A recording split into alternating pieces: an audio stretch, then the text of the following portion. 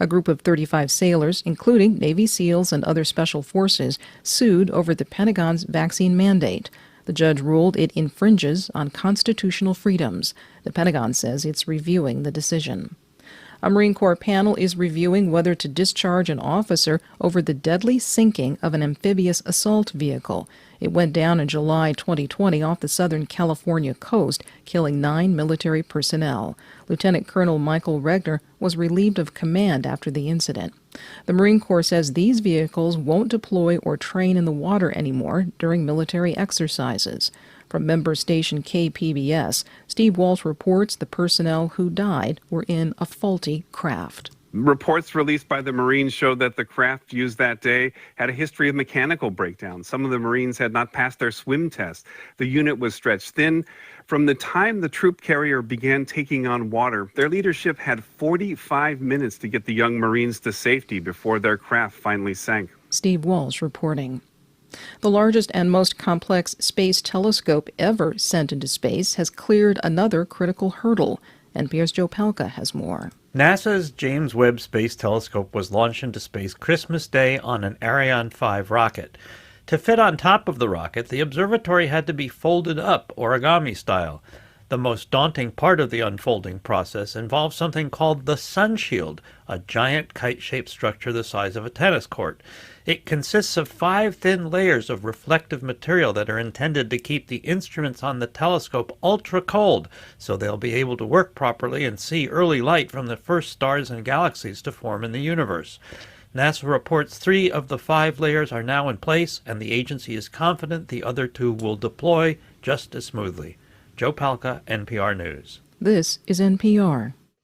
And the time is now 4 minutes after 9. This is WJCT News 89.9 in Jacksonville. Good morning. I'm Michelle Corum.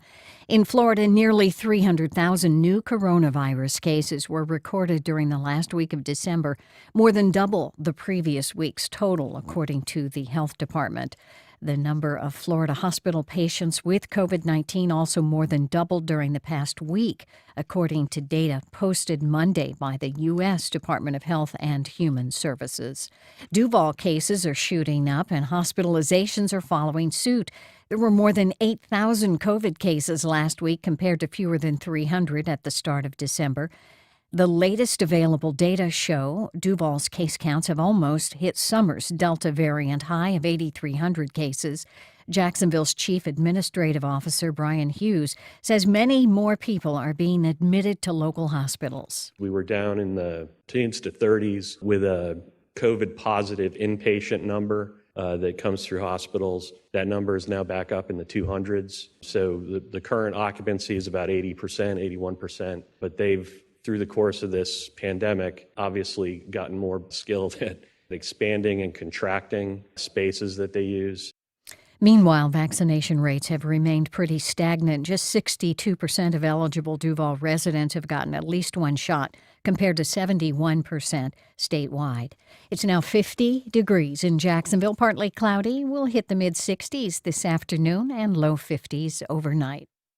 Support for NPR comes from NPR stations. Other contributors include iDrive with Remote PC, providing remote access to PCs, Macs, and servers from anywhere, assisting those working from home, and also enabling remote assistance for customers at remotepc.com.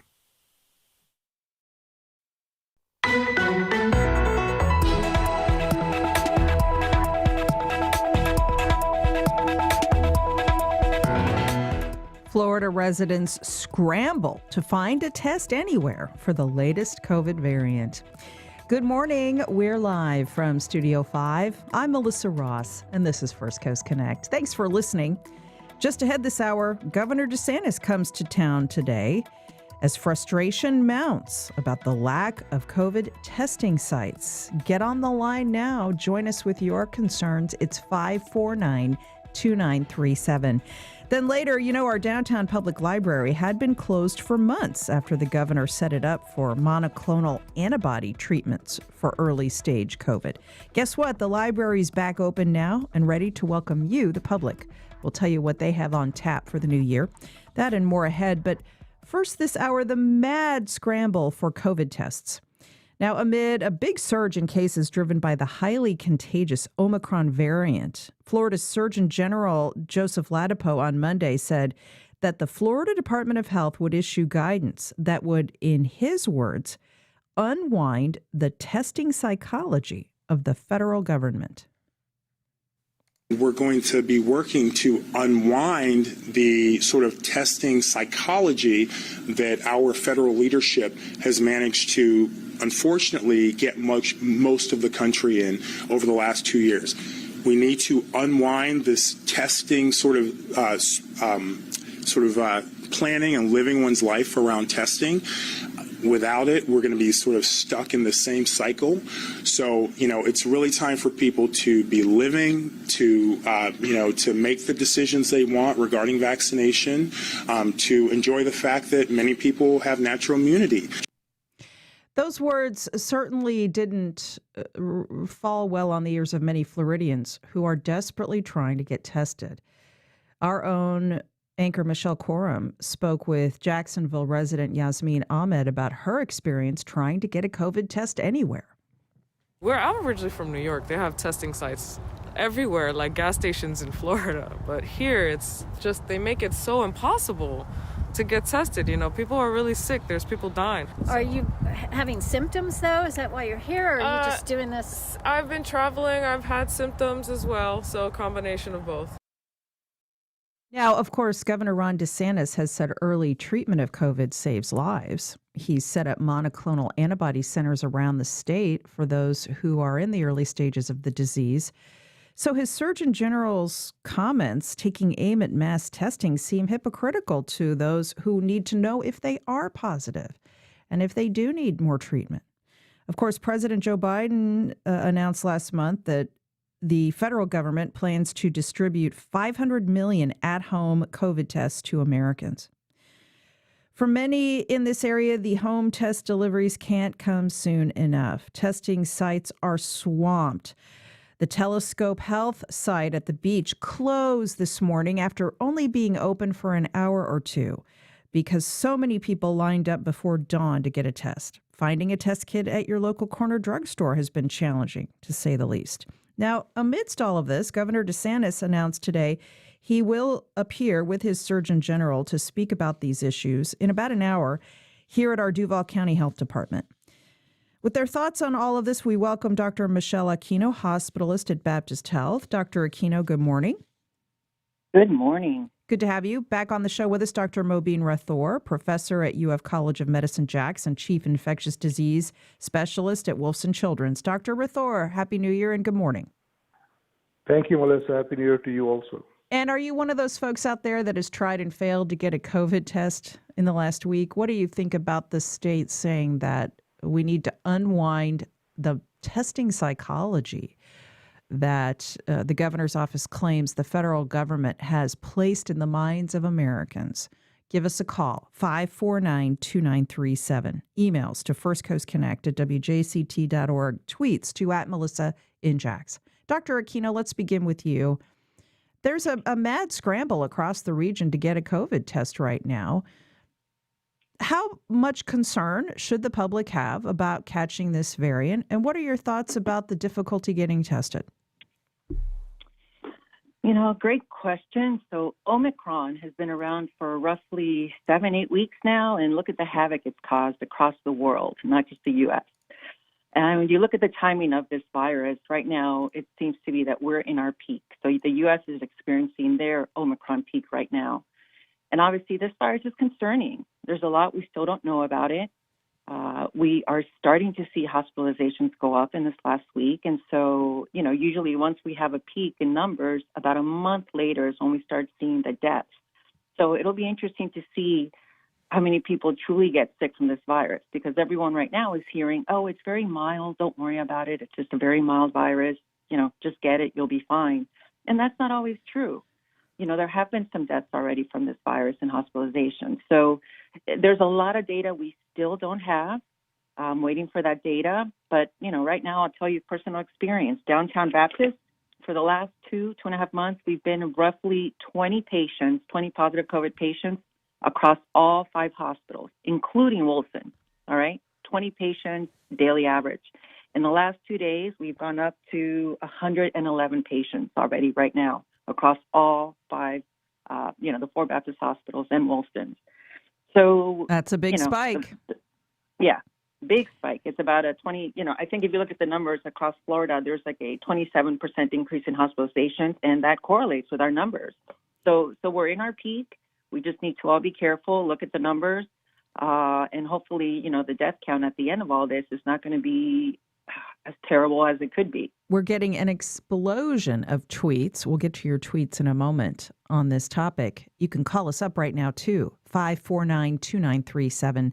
Dr. Mobeen Rathore, Duval County Public Schools open today. Kids went back to class. There is no more mask mandate in the Duval schools.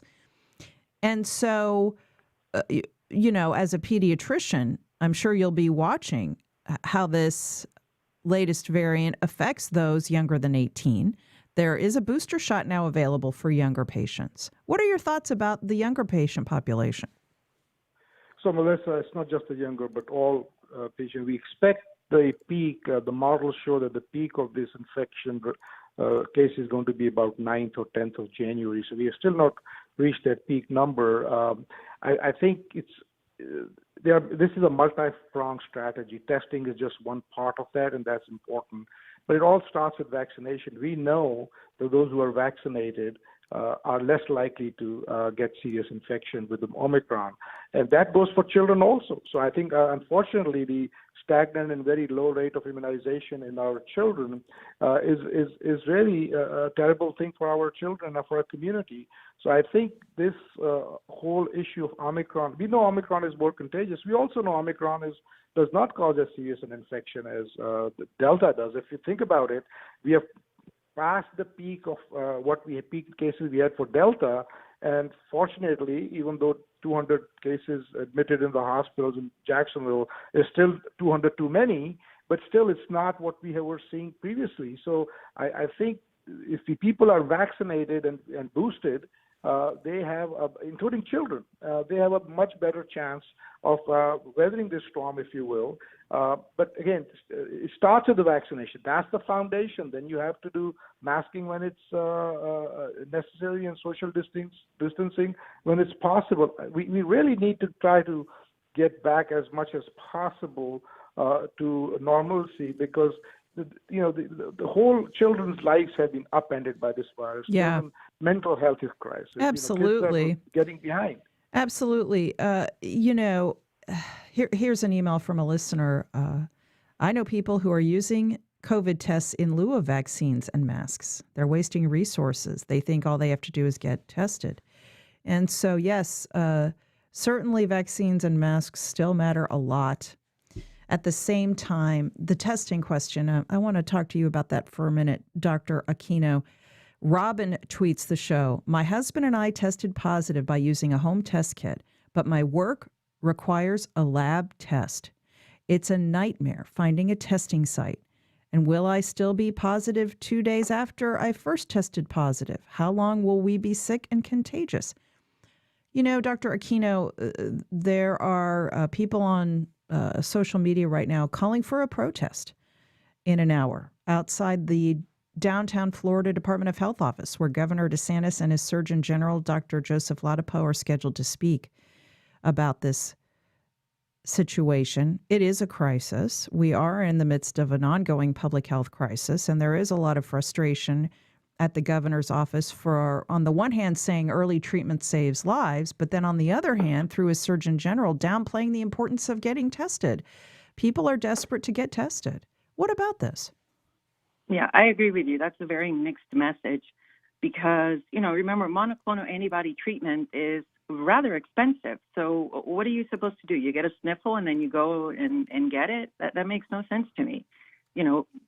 That treatment, it definitely saves lives, but you need to know that you need it. And the only way we're going to know that is if you test positive.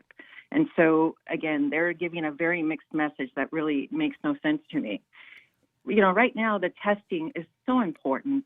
And the reason we're doing testing is because you do not want to go out into the community and spread this highly spreadable virus. It's the bottom line. PCR tests are the most sensitive, but they take time. And so the over-the-counter tests are the best ones we have now. The question is, where can you get one? You can't. You can't get one over the counter right now. Some people are having luck ordering online. I think I just saw a tweet from someone saying something about Walmart just replenish their Binax testing. You can order it online, but again, this is taking time and effort. It's not an easy process, and these tests are very good. The key with the PCR and the over-the-counter test, I want everyone to understand. And when I say Binax, I'm talking about the over-the-counter test. Those tests are about 96% sensitive. So that means majority of the time, if you're positive, they're going to find it, okay?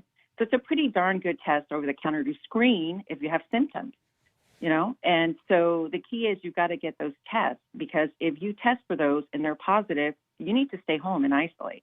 Now, this is a totally different discussion for another day about the isolation recommendations now, but you definitely need to know if your symptoms are just a cold or not. And here's the other thing.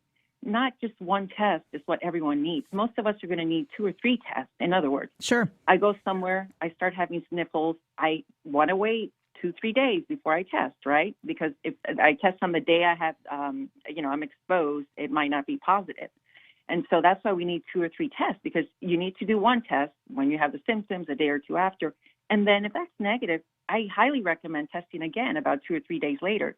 But you've got to get the test. Right. Lots of tweets about this. Matt tweets the show. When you look at the testing disparity between here and other countries like the UK, where they regularly send 10 tests at a time to all citizens, you can see that limited testing is a feature, not a bug. David tweets the show. We have learned nothing from the first wave of the pandemic. No national public health infrastructure ensuring testing access and other services, nor any distribution of free testing kits to all households. We'll go to your calls on this in a moment. The number is 549-2937. Adrian tweets the show. The surge is post-holiday panic due to lots of partying, and now people feel fear, remorse, and regret and are trying to get tested. Dr. Rathore, the Biden administration says it's going to send out test kits to all Americans. That's great. But I think it's fair to ask why this wasn't done sooner. Other countries have been sending free test kits to their citizenry for some time. Yeah, I think it's always easy to look back and say we could have done this, that, or other. I think the important thing is what we are doing right now. I think one of the things this whole testing debate is doing is distracting us from what's most important. That's the immunization. Testing is important. I'm not minimizing that, but it's getting people vaccinated. And I think if you are vaccinated, fully vaccinated, boosted, you should be testing yourself if you're symptomatic. I think it's, or you are exposed to somebody who's confirmed. So I think it's important, because a negative test on this rapid test is not a very good report, because it does not mean you can still be positive. A positive test is dependable. So if you have a negative test and you're still symptomatic, you need a PCR. On the other hand, if you have a positive test, you can take all the precautions. But again, I think this whole discussion, it seems like we are harping on the wrong thing right now, in the sense that let's keep getting people immunized. That's the key thing. That's what's going to get us out of this morass. That's right. And again, it's like saying, we'll drive our car with only one tire. Those 3 tires are not important. So these are all interconnected things, and we cannot just say test, test, test. We have to say test when necessary, everybody vaccinate, test when necessary, mask in appropriate situation, social distance. Because again, I believe that we are not going to be able to do this just by testing. I think there's truth to that. On the other hand, we cannot make it a political game. It has to be a scientific game, and the science suggests that if you are exposed and test and you get tested and you are positive, by isolating yourself, you will protect others, and you can also, and not always, but you can also get some monoclonal antibodies. Now remember, some of the recent data suggests that only one of the 3 available monoclonal antibodies are actually effective against prevention. We're getting emails about that, Dr. Rathore. Janelle emails the show. Please point out that most of the monoclonal antibody treatments are not effective against this Omicron variant. People who are not vaccinated should not depend on the availability of these treatments. The governor has promoted the Regeneron monoclonal treatment, but it's not effective against Omicron. So people shouldn't rely on that as a stopgap measure, should they? Absolutely. I think the more data would be coming, but the early data suggests the Regeneron and Eli Lilly product are not that effective against Omicron. The GSK product is effective. But again, see, when we try to avoid the important focus, which is get immunized, I'm fully immunized, I'm boosted. I feel very comfortable going out there. I will mask, in my job, in the hospital or other places. But that doesn't mean that I'm going to be restricted to my house. So I think we need to, and I social distance when I can. So I think, again, testing is important. Monoclonals are important in the right context. But we are not going to get out of this pandemic with testing and monoclonals. We're going to get out of this pandemic with vaccinations. And natural immunity, no matter what anybody says, if natural immunity was able to wipe out infectious diseases, we would not need vaccines against smallpox and polio because they were around for decades and centuries, and natural immunity did not do that. We need vaccines. I think people need to understand that. Thank you. It's 5492937. Dr. Michelle Aquino at Baptist Health. Let's talk to you about this. Florida's vaccination rate is about 63%, just above the national average. Vaccines are now available, widely available. There's now a booster shot available for younger patients, those 12 to 15. And so you mentioned a minute ago that the COVID ward across all of Baptist's 5 hospital sites in town has gone from about 20 daily average patients to over 100. Can you tell us what's the percentage of that spike in patients that's unvaccinated?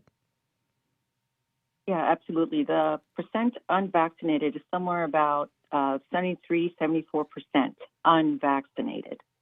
And so that's key right there. We need to remember that. One thing that we need to stress is the big picture of this virus and vaccinations, masking, all these things we're talking about, monoclonal antibody treatments. Remember, when we healthcare professionals talk about vaccination, we are talking about you taking something that's going to help protect you against hospitalization and death. Okay, I want to stress that because there's a lot of people right now that are having breakthrough infections with Omicron, that are vaccinated, that are boosted. But those are very mild infections. We're seeing, that's the key I want to stress. So these people are getting breakthrough infections, but they're staying home with their symptoms. They're not being hospitalized. And hopefully, deaths are not going to increase significantly in people that are vaccinated and boosted. So I want to stress that.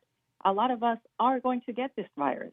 The key is if we get it, to start doing what we're supposed to do, that's okay because chances are you're going to be home feeling cruddy for a few days. I want to stress that. Remember, we're trying to prevent hospitalization and deaths with these vaccinations. And absolutely, all the data points towards people that are now ending up in the hospital are definitely higher percentage are unvaccinated. And as you mentioned, 63% of the population in Florida are fully vaccinated. Now, one thing I want to point out is Duval County, we're only at 58%. Okay? Mm-hmm. We're only at 58%. So we definitely need to do better. And that's very concerning because as Dr. Rathorn said, the main treatment for this virus is vaccination. We need to get on board, get vaccinated. If you're due for your booster, get boosted and keep going forward. One thing I also want to mention is people always ask me, well, when should I wear a mask? How do I know when I need to be wearing a mask? And what we look at is something called percent positivity. And that's something that you can look at, Google Florida dashboard, and you can look it up on the internet. And right now in Florida, our percent positivity is 29%.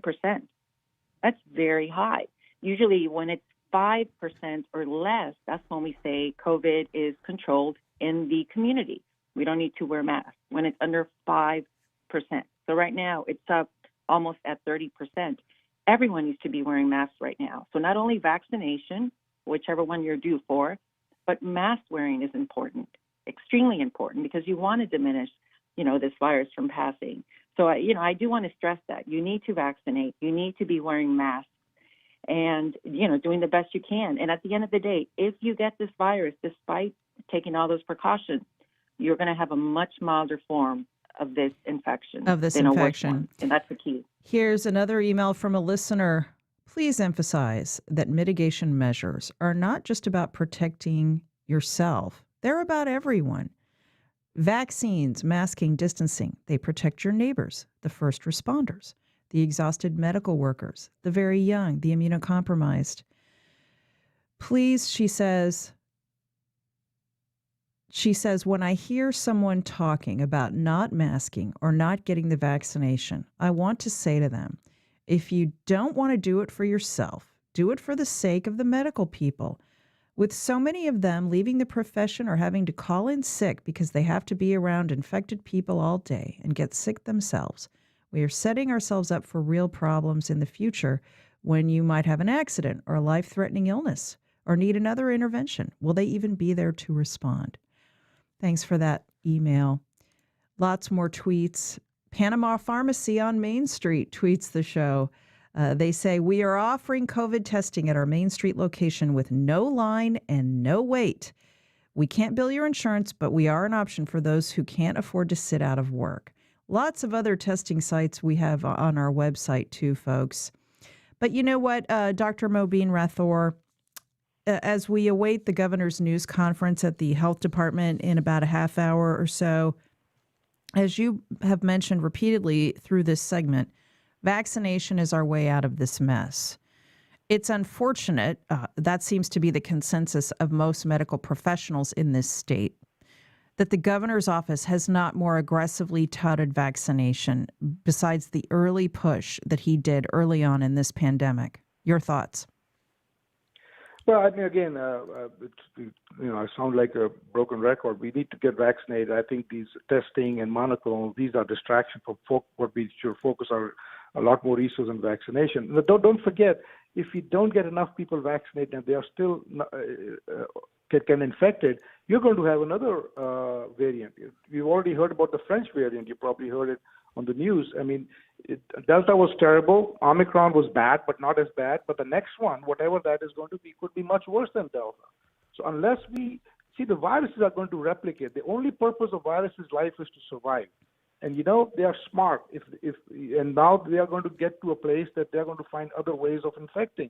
But if you are protected with vaccine, then you will not allow the virus to replicate. People need to understand that vaccination does not only protect you, it protects the virus from replicating and becoming a more worse variant, so they can protect the whole community. That's what's so frustrating. If more people had gotten vaccinated earlier, the virus wouldn't keep replicating, and this misery wouldn't keep going on and on. Let me ask you both quickly. We're getting lots of questions from people tweeting and emailing us about masking. Given that there's concern that cloth masks might not be super protective against this latest variant, could you both tell us your thoughts on what type of mask we should be wearing right now? Dr. Aquino, and then Dr. Rathore? Yeah, obviously, if you have access to an N95 mask, that's the best one to wear. That's what we healthcare professionals wear. That's what Dr. Rathore and I wear when we see patients, when we're in a room with someone who has active COVID, and we're in there, spend our time, and we do not get infected. And N95 mask. Dr. Rathore, will a cloth mask do any good against this variant? That's the question many have for us. Yeah, so that's what I was going to say. It's a hierarchical model. Any type of face covering is better than nothing. N95 at the top, they are the most effective. KN95 next, the other surgical procedure mask next, facial covering next. But if you don't have the N95, that doesn't mean you should give up. Wear some sort of whatever you can get. Some people are doing double masking. That's wonderful. Using the facial face mask or on top of that a cloth mask. The point is, any type of masking is helpful. N95 is the best, but if you can't buy that Rolls Royce, at least get into your Ford and go. That'll help you. So I think any type of face mask, if you can't get the best. Thank you both so much for all you're doing to educate the public and keep us all safe.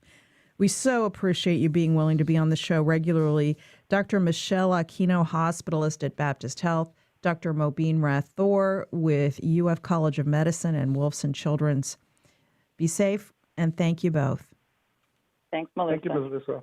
Much more still ahead. Now later, as I mentioned earlier, the public library is back open after being closed for COVID treatments for months. We'll tell you about what you can enjoy at the newly reopened Jacksonville Downtown Library. That's later. But up next. We really have been able to tap onto experts from all over the nation, and we're really excited to be able to present that. Your healthcare questions answered as we speak with our newly minted talk show host, Dr. Joe Servin of Mayo Clinic. We'll be right back.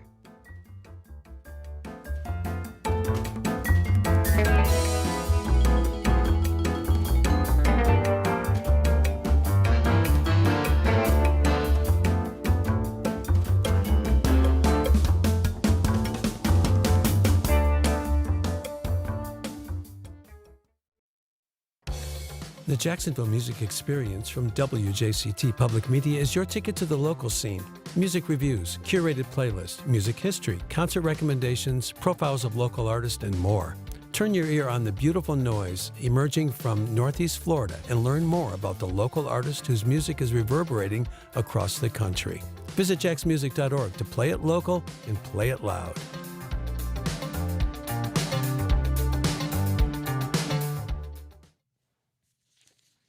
Welcome back. Well, WJCT recently launched a brand new medical talk show. What's Health Got to Do with It? Helps you get the answers you need to all your healthcare questions and how to navigate the healthcare system, which can be frustrating, of course. Dr. Joseph Servin is our host. He's a Mayo Clinic neurologist, and I spoke with Dr. Joe last week.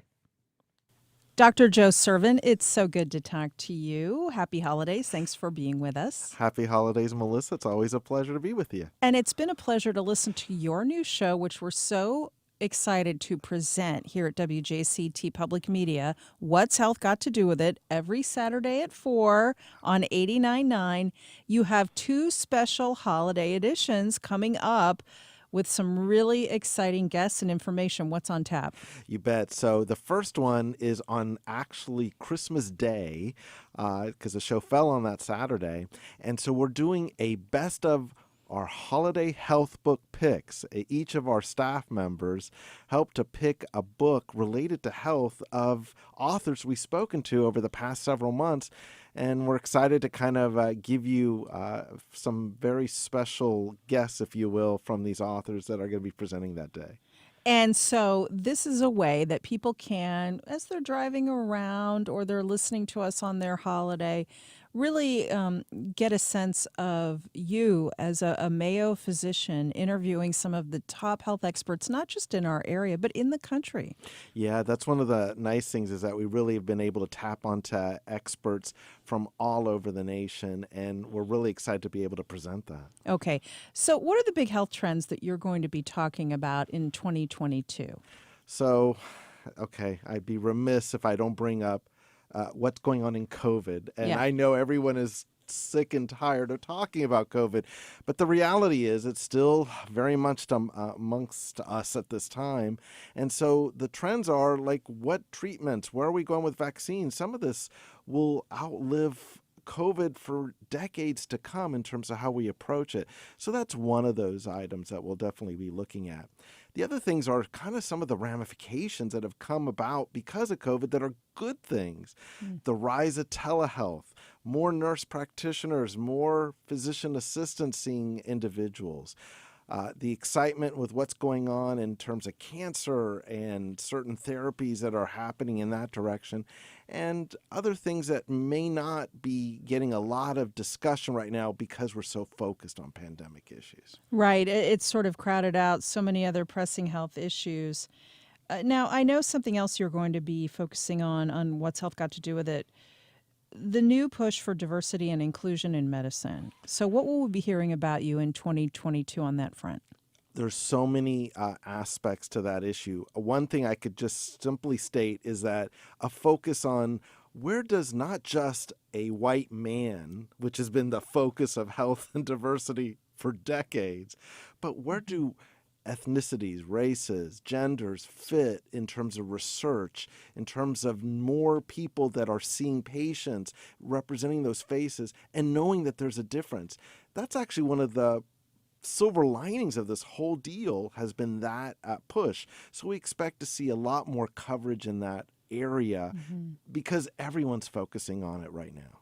Right. I mean, in the past, major research studies, they tended to use the male body, and especially the white male body, is the default. And so women and other groups of people got left out of all that, what could be life-saving research. Exactly. And that applies to every specialty in medicine. So I think that's one of the exciting aspects, that when we get our guests, they keep telling us about what's new in this area. And we're going to make sure that we kind of bring that on to all of our listeners that are out there for our show. Now, Dr. Joe, do you feel that telemedicine is here to stay?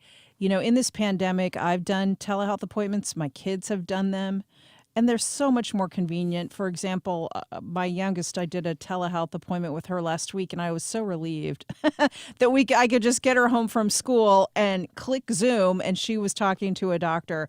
It feels to me like that is here to stay. I think that is definitely here to stay. I can tell you on the doctor end, we love it too. It has a nice convenience. It has the ability to access everything. So I truly believe it's here to stay. Now, our insurance companies and laws have to kind of follow with us, but I think people have heard us, and people are beginning to understand that this is definitely a positive trend. And you'll be covering medical trends every week on What's Health Got to Do with It. As I mentioned, it's every Saturday at 4 on 89.9 FM. You can stream and podcast the show, too. What's been the biggest surprise for you as you've segued into this brave new world of becoming a talk show host?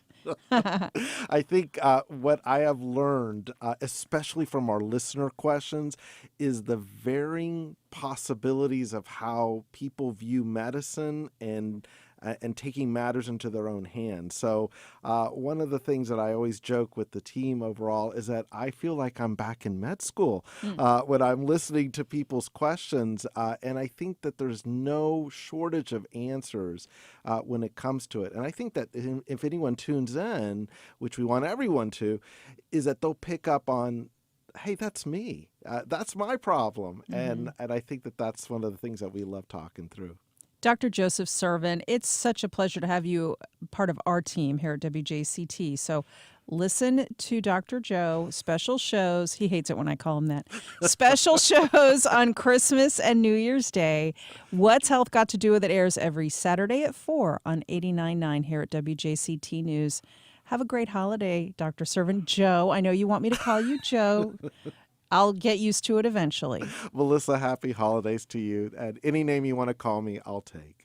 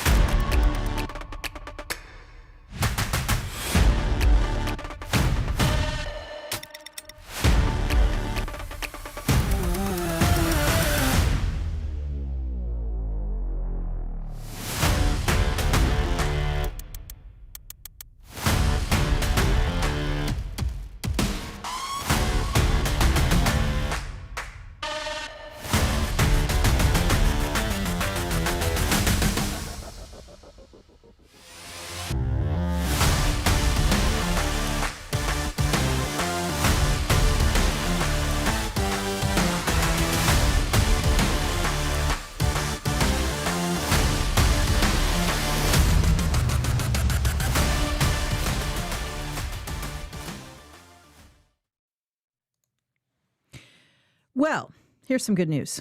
All 21 locations of the Jacksonville Public Library, including the main downtown library, are now open for regular hours. And they have a lot planned for the year.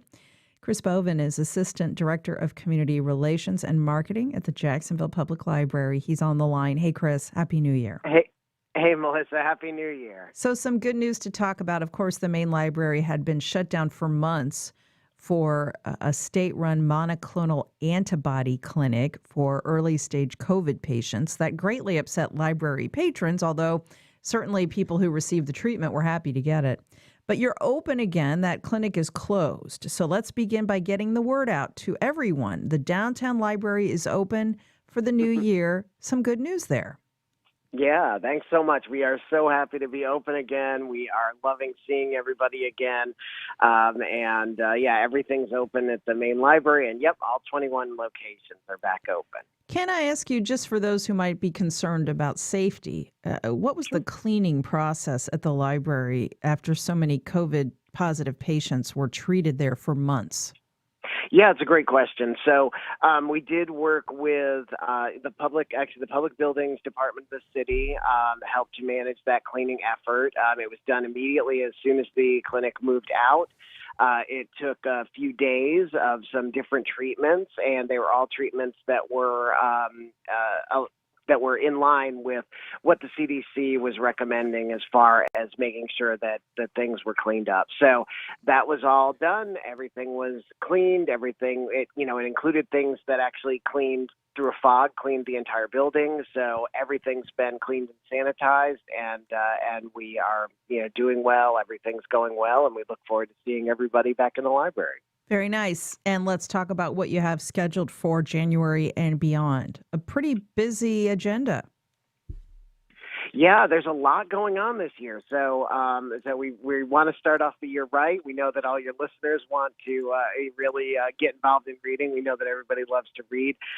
So we have a reading challenge for 2022, and people can participate virtually with that reading challenge. You can get email reminders of some recommendations for books. It's a self-paced challenge, and the first 100 people to complete the challenge by the beginning of 2023 will get 25% off at the Friends of the Library bookstore. So you get a little reward. You can choose which books you want to read. We're just suggesting topics like book under 300 pages, book by a local author, but we'll help you do all that kind of stuff. And yeah, we really hope everybody joins. It's Jack Stack's Reading Challenge, and you can find out about it at the library's website. You've also got monthly book club meetings. You send out a library monthly email with recommendations. It's all at jackspubliclibrary.org. Now, Florida author Tim Dorsey and some other authors are just a few of the talents you're going to be featuring this year. Tell us what else you have planned to celebrate the written word. Yeah, so if you are curious about what your community, what your friends and your community was reading in 2021, we've got some great suggestions. We've got some really, really wonderful titles. We'd love you to come check them out. And we've got some great titles coming up for 2022. So I'd love to start off by just real quickly mentioning this wonderful book from 2021. It's a woman who actually has a great story herself. She was 18 when she came up with the idea for the book, didn't start writing till she was 44, took 10 years to finish, but it paid off. She debuted at #1 bestseller list, New York Times bestseller list, was optioned for a Netflix series. Just a wonderful, wonderful story. The book is called The Firekeeper's Daughter by Angeline Bouie. It's a book about a young woman from the Ojibwe Nation who falls in love, and then the object of her affection turns out to be a gateway into this entire underground controversy going on in her community. So a really great YA book, and a young adult book, and something that has been super, super popular. The Firekeeper's Daughter by Angeline Bouie. That's a great backstory, too. Okay, another big checkout is popular is Change Sings a Children's Anthem by the presidential inauguration poet Amanda Gorman. Tell us about that. Yeah, Amanda just captured everybody's hearts and really just captured the nation at the presidential inauguration. She's had a book out this last year called Change Sings, a Children's Anthem. What's really nice is this book is something that tells kids that they can, they do have the power to change. They have the power to change themselves, and they have the power to change their community. So we love seeing that everybody's been reading this book, and we've actually created a 2022 student poetry challenge for kids that are inspired by this book. They can win some cash prizes and have a lot of fun. So it's a great way to participate. That is so much fun. And last but not least, you've got some literary chats coming up with local authors, local and national authors. Yeah, our lit chats are really doing well. Everybody loves to participate, and you can go to these live or you can participate virtually. So we have two really cool ones coming up. One of them is with Ponte Vedra author and dentist Deborah D. Farias, who wrote her first novel, Standing Tall. It's a historical fiction novel that's centered on Argentina's first female doctor. It's set in the 19th century, and it's a really great love story and a story of this this woman and her history in the medical field in Argentina. So Dr. DeFarias will be live at South Mandarin Library on January 29th, or you can participate virtually. Also, Alyssa Day, New York Times bestselling author of paranormal romance and mystery novels. She'll be at the West Connect Library on Tuesday, March 8th. Her series are called things like Vampire Motorcycle Club, Tiger's Eye Mysteries, Science Warriors, really, really cool books. And she's going to be there, and you'll get to meet her. So, Chris, what are you hearing from library patrons who were really upset and angry, frankly, about the closure of the main library? Now that it's open again, what kind of feedback are you hearing from people out there? Well, it's a great question, Melissa, and everybody is really happy that the library is open again. It was certainly frustrating for everyone, not just the library customers, but also, staff, to not be able to serve people where they really want to be served and where it's really best for them. So, but we are hearing people are really happy again that the library is open. People are enjoying everything they used to enjoy before, and it's been very positive. Everybody's been very, very warmly receiving the library now that things have gone back and participating in person and virtually. So we love that we have those options for everybody, however it works best for them. That's right. Head downtown to the library or check out all of their offerings for 2022 online at jackspubliclibrary.org. Get yourself a library card and one for your child, too. Chris Bovin, he's Assistant Director of Community Relations and Marketing for the Jacksonville Public Library. Hey, Chris, thanks. Thanks so much, Melissa.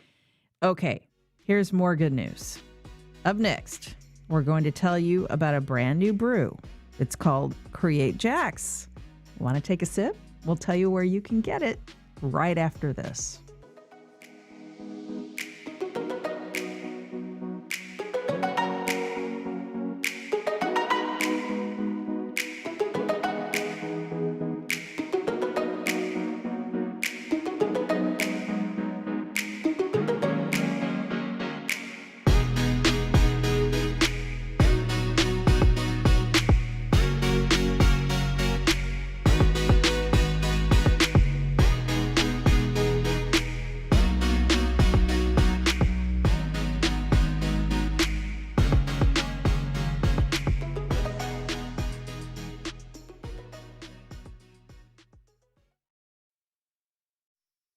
Lee & Kate's Glass, family owned and operated for 95 years.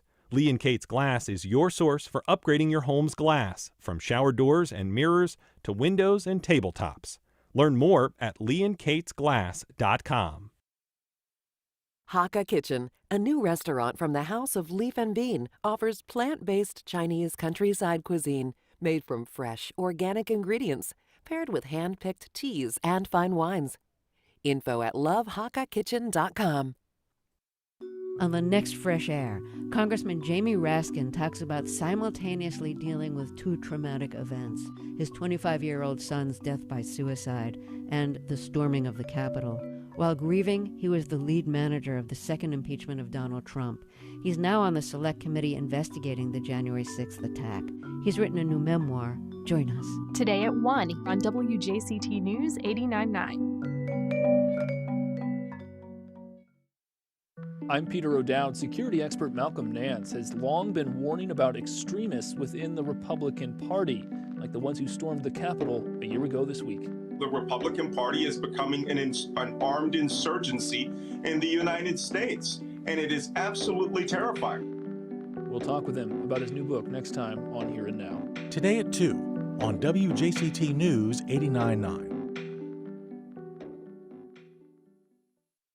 If you're looking for one word to sum up what the road ahead looks like for car buyers this year, try pricey. It should have been a $50,000 car, and it was a $70,000 car. New car prices are at an all-time high, and how and what we're buying is changing too. We'll find out what it all means for you on the next 1A. Today, starting at 10 on WJCT News 89.9.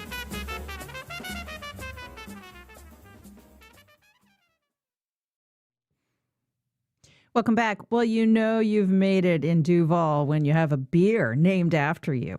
Ruby Beach Brewing, downtown on Forsyth Street, is releasing their official new Create Jack's beer. You can taste the first samples of this tomorrow night during the first downtown art walk of the new year. Tony Smiladjic of Create Jack's is on the line now with more about this honor and how we can all take a taste. Hey, Tony. Hi, Melissa. How are you? I'm great. It's so good to talk to you. Now, the newest downtown bar, Ruby Beach Brewing, is an amazing place to check out, and they're honoring you with a new beer named after your organization, Create Jack's. This is all coming together tomorrow night for Art Walk. Sounds like a lot of fun. Absolutely. It's a little nerve-wracking, but definitely fun. What are you nervous about? What are you nervous about?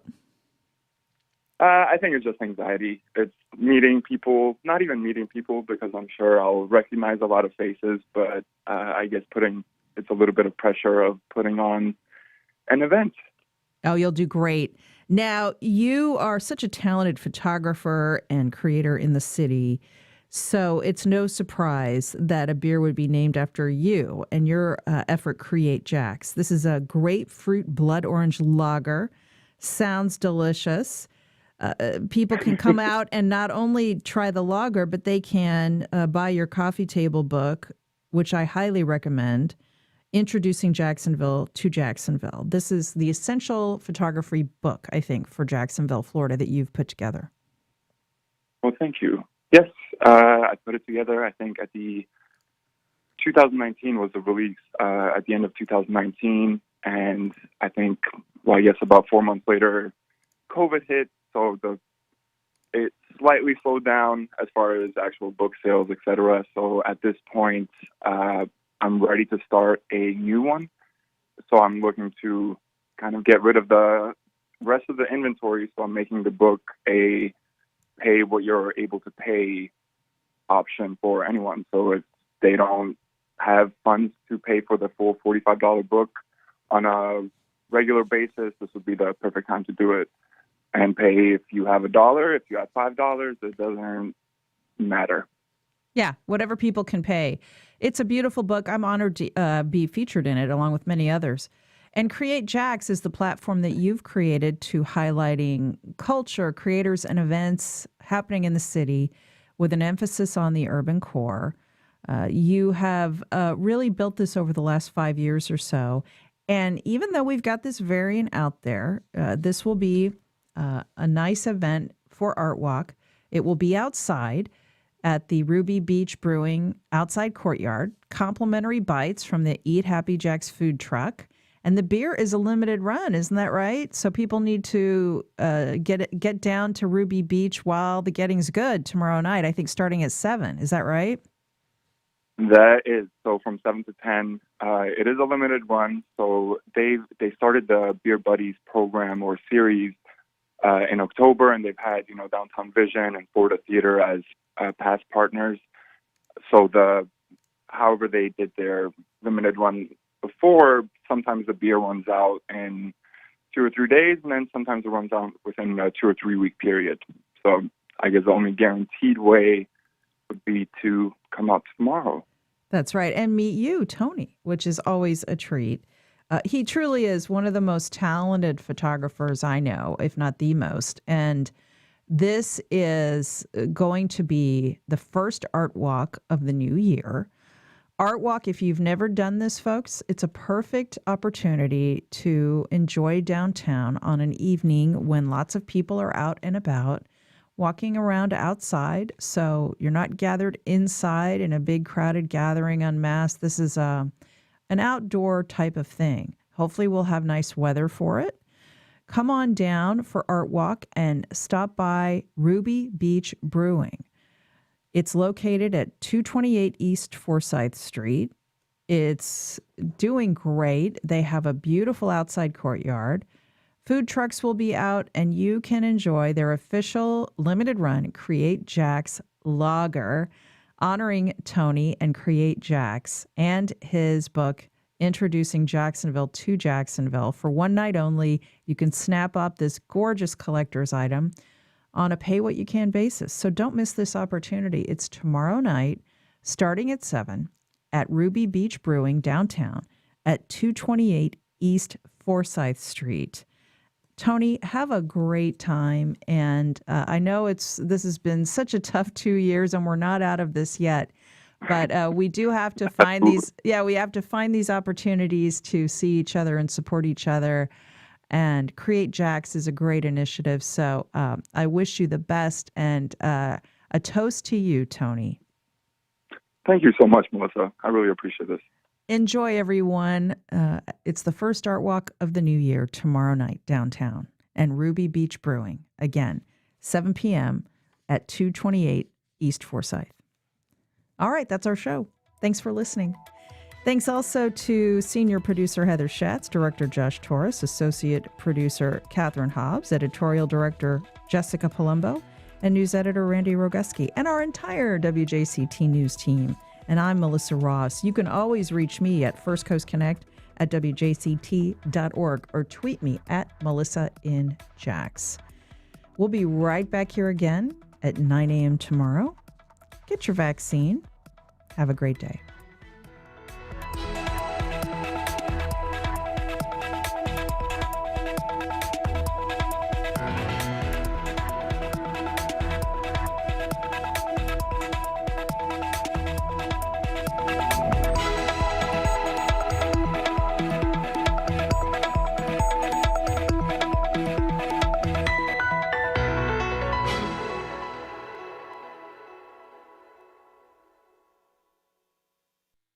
Support for First Coast Connect is provided by Baptist Health and the North Florida